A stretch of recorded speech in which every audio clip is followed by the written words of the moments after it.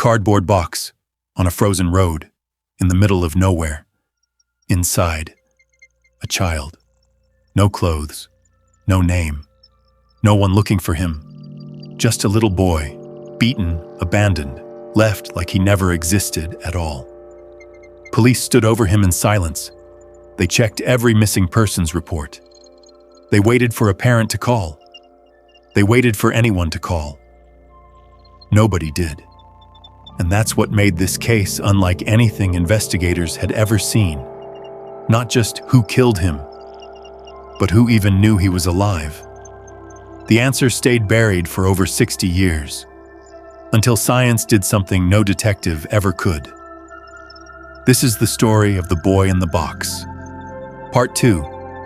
The Discovery, Philadelphia, February 1957. A child, somewhere between 4 and 6 years old, found in a wooded area just outside the city.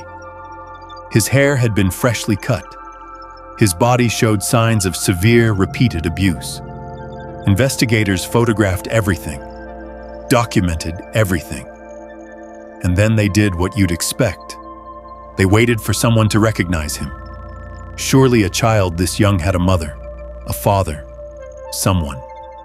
Days passed, then weeks, then months. Nothing. The press gave him a nickname, the boy in the box, because that's all anyone had. A box and a mystery. What nobody knew yet was just how deep that mystery would go.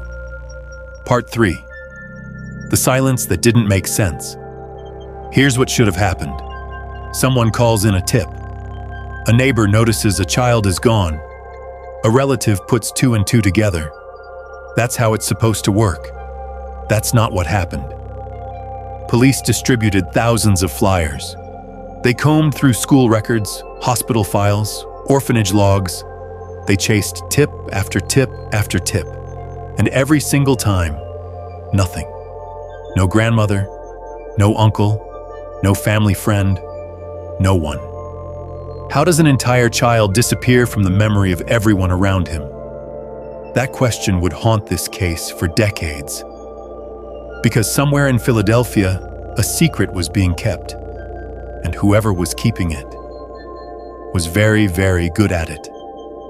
Part 4. What the evidence said. Detectives didn't just need a name, they needed to reconstruct a life. And what the injuries told them was this. This wasn't random. This wasn't an accident. This was personal. Someone had control over this child. Someone who knew him. Someone who, by every definition of the word, should have protected him. The cardboard box he was found in became one of the most studied pieces of evidence in Philadelphia history. Every mark examined, every manufacturing detail traced. But the evidence never pointed clearly to a killer. And so the case went cold, then colder. Veteran detectives retired. New ones inherited the file. Years turned into decades. But here's the thing about this case. People refused to let it die. Part 5. The obsession. Amateur investigators became consumed by it. Books were written. Online forums lit up with theories. Retired detectives kept reviewing the evidence long after they'd left the force. And then, a lead that seemed to change everything.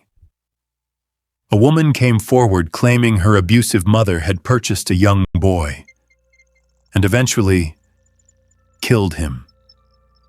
For a moment, it looked like it was over, like the mystery might finally crack. But investigators couldn't verify the full account. Key evidence was missing, and once again, certainty slipped away. The case went back into the dark. But something else was changing, quietly, almost invisibly. The science that didn't exist in 1957 was getting very, very powerful.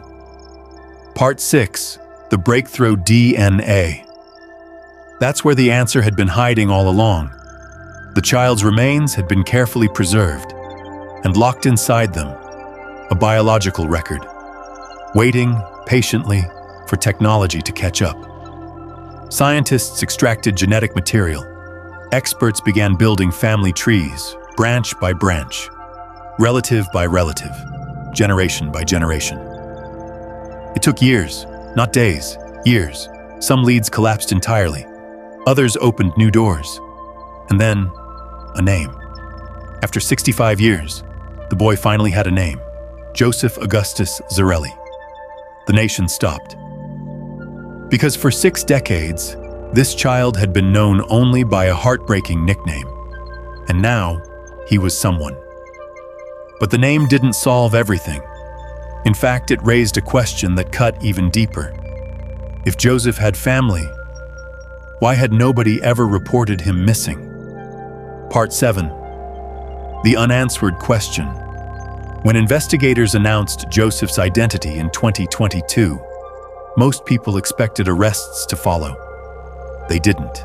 What they found instead was a family story buried under layers of time.